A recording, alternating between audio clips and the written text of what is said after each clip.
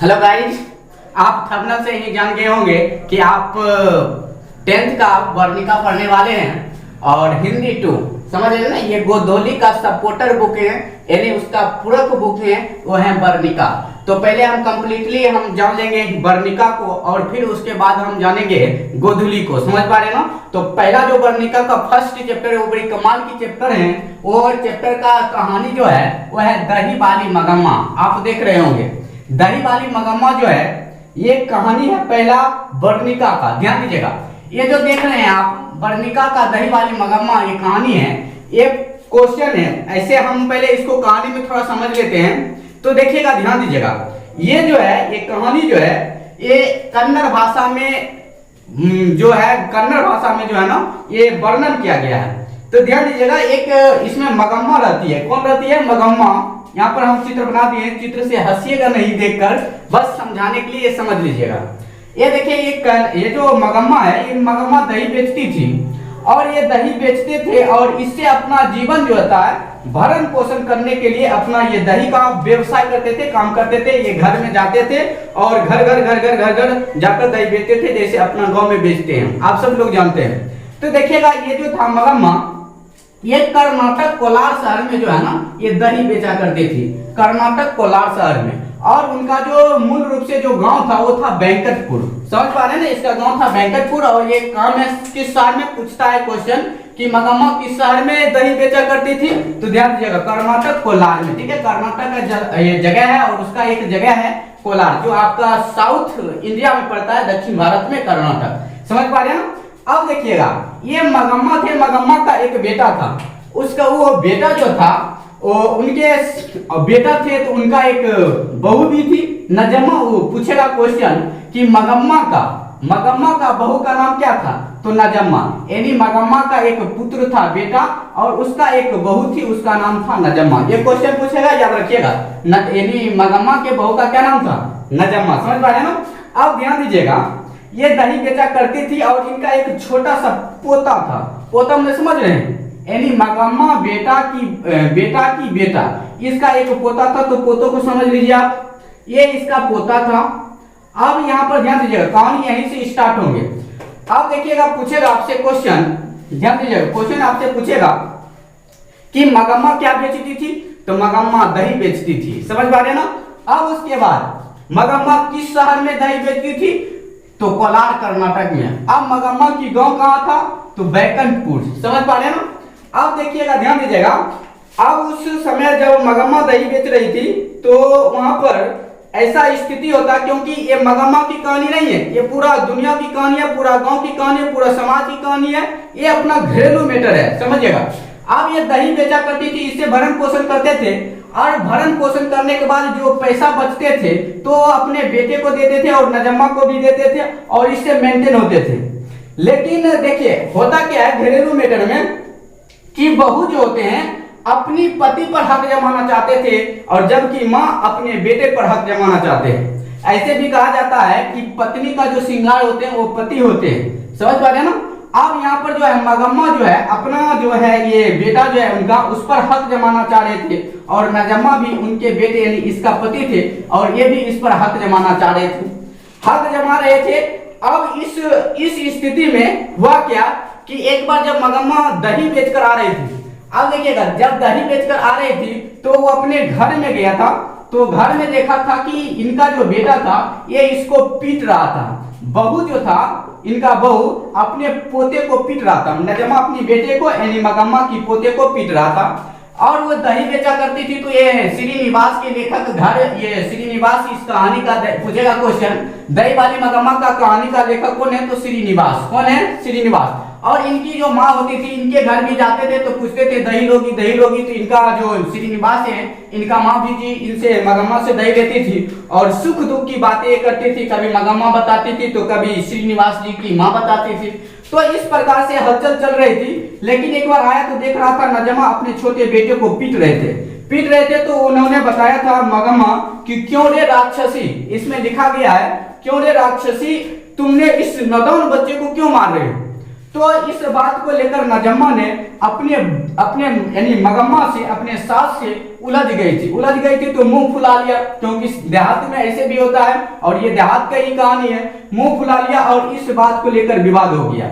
अब से एगो क्वेश्चन पूछता है सब्जेक्टिव में, मगम्मा को अपने बहू के साथ किस बात को लेकर विवाद हो गया था?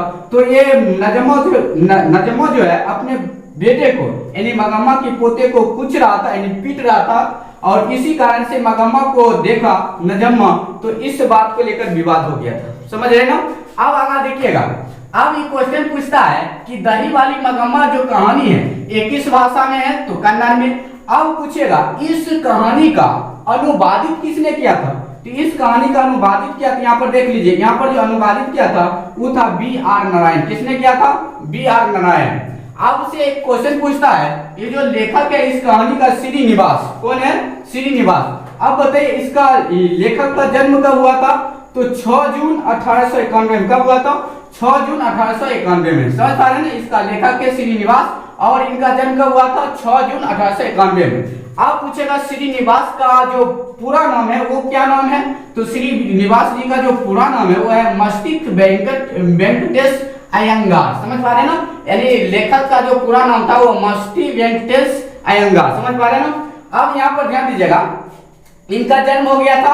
अब देखिएगा एक रंगरप्पा था। कौन था? रंगरप्पा। हम बारीकी तरीके से टॉपिक पर बात कर रहे हैं, भले आपका टॉपिक आगा ऊपर नीचे हो जाएंगे लेकिन आपको कंप्लीटली समझा देंगे, तो ध्यान दीजिएगा समझने पर। तो ये देखिए एक रंगरप्पा था, ये भी वेंकटपुर गांव के ही रहने वाले थे और ये जुआरी था। क्या था? जुआरी था। अब ये जुआरी था तो जब इससे ये पहला जो हम पॉइंट बताए थे कि जब ये मगम्मा से अपने बहू यानी उनकी बहू जब बात विवाद हो रहा था तो रंगरप्पा को भी भली भांति इस बात को पता था। तो कहता है कि जब दो व्यक्ति में आपस विवाद होता है तो तीसरा व्यक्ति हाथ फटाक दौड़ मार लेता है। तो ये दोनों जब बहू और सास में विवाद चल रहे थे तो रंगरप्पा आके एक बार देख रहा था, तो देखते हुए उनको लगा था कि यार अब जो है ना, जब मगम्मा दही बेचकर लौट रही होगी तो उस समय हम मगम्मा से ठग लेंगे या कर्ज के रूप में कुछ पैसे ले लेंगे। समझ पा रहे हैं ना? तो ये जो है मगम्मा जब आ रही थी दही बेचकर तो रंगरप्पा ने उनसे पूछता है क्वेश्चन आपसे, रंगरप्पा ये जुआरी है, समझ रहे हैं ना, ये शौकीन जुआरी है। ये रंगरप्पा कौन है? शौकीन जुआरी है। रंगरप्पा कौन है? शौकीन जुआरी है। समझ पा रहे हैं ना? शौकीन जुआरी है। और वो पूछेगा क्वेश्चन कि रंगरप्पा से क्या चाहते हैं? तो रंगरप्पा से कुछ पैसे कर्ज के रूप में लेना चाहते थे। और एक जुआरी थे तो जुआरी का काम ही है चोर लुक्कर जैसा करना, तो इतना समझ लीजिएगा। वो मगम्मा से चाहती थी शारीरिक संबंध बनाना भी, और ये भी चाहता है कि जब मगम्मा से कुछ पैसे ले लेंगे तो फिर देंगे नहीं, ऐसा इसकी मन में भावना था। तो रंगरप्पा कौन था? एक जुआरी था। वो मगम्मा से क्या चाहती थी? मगम्मा से कंप्लीटली बोल देंगे कि ठगना चाहती थी। समझ पा रहे हैं ना? अब देखिएगा ये कहानी का अनुवाद तो B.R. नारायण ने किया था। और ये मगम्मा किस गांव से? वेंकटपुर से। और रंगरप्पा कौन थे? तो वेंकटपुर से। ये भी गांव ये वेंकटपुर गांव से ये भी थे। समझ पा रहे हैं? ये कौन थे? तो जुआरी थे। अब देखिए आपका इतना वो कंप्लीटली था। अब इसको हम समझ लेते हैं, क्वेश्चन में जो कर रहा है इसको समझ लेते हैं। देखिए कुछ पॉइंट छूट गए हो तो इसको क्वेश्चन से समझ लेंगे। देखिए आपका हिंदी वर्णिका है, अब इसको समझ लीजिएगा क्वेश्चन क्या कर रहा है। पहला है क्वेश्चन, मगम्मा का अपनी बहू के साथ किस बात को लेकर विवाद था? मगम्मा को अपनी बहू के साथ किस बात को लेकर विवाद था? अब किस बात को लेकर विवाद था? तो हम बता रहे थे कि जब मगम्मा दही बेची कर आ रही थी घर तो देख रहा था कि नजम्मा उनकी बहू, पूछता है ऑब्जेक्टिव में क्वेश्चन, मगम्मा की बहू का नाम क्या था? तो नजम्मा, याद रखिएगा। अब इसमें पूछ लेगा कि नजम्मा अपने बेटे को पीट रहे थे और वो जो है उनकी जो मगम्मा थी उनकी दादी जी जब आ रहा था तो देखा तो उनको बोला कि क्यों रे राक्षसी इसको पीट रहा है, ये बच्चा नादान है, अभी गलती कर बैठेगा लेकिन ध्यान देना कि मारना नहीं। और इस बात को लेकर नजम्मा उलझ गई थी और इस बात को लेकर विवाद हो गया था। इतना को समझ गए थे? अब देखिएगा दूसरा क्वेश्चन है, रंगरप्पा कौन था और वह मगम्मा से क्या चाहता था? तो रंगरप्पा एक जुआरी था, जो बता दिए थे रंगरप्पा एक जुआरी था और ये मगम्मा से ठगना चाहता था, कर्ज के रूप में पैसे लेना चाहता था। इतना समझ गए? अब देखिए तीसरा नंबर है, बहू ने सास को मनाने के लिए कौन सा तरीका अपनाया? बहू ने सास को मनाने के लिए कौन सा तरीका अपनाया था? तो देखिएगा जब इसको पीट रहा था तो यहाँ पर नजम्मा देखा तो बोल दिया और बोलने के बाद विवाद हो गया, मतभेद हो गया। तो अब जो है इनको लगा था, जब जुआरी इसको रास्ते में जब मिला था ठगने के लिए या कर्ज के रूप में पैसे लेने के लिए, तो इनको भली भांति पता चल गया था नजम्मा को। तो नजम्मा को जो पहले पैसा दही बेच कर आती थी, जो पहले पैसा दिया करते थे, लेकिन जब उससे विवाद हो गया और उनका जो है अलग भी हो गया था, यानी नजम्मा और बहू बेटे से अलग हो गया था, समझे। मगम्मा अपने बेटे बहू से भी अलग हो गए थे, सबका ये जो बोलते हैं ना थाली लोटा बर्तन सब अलग कर लिए थे।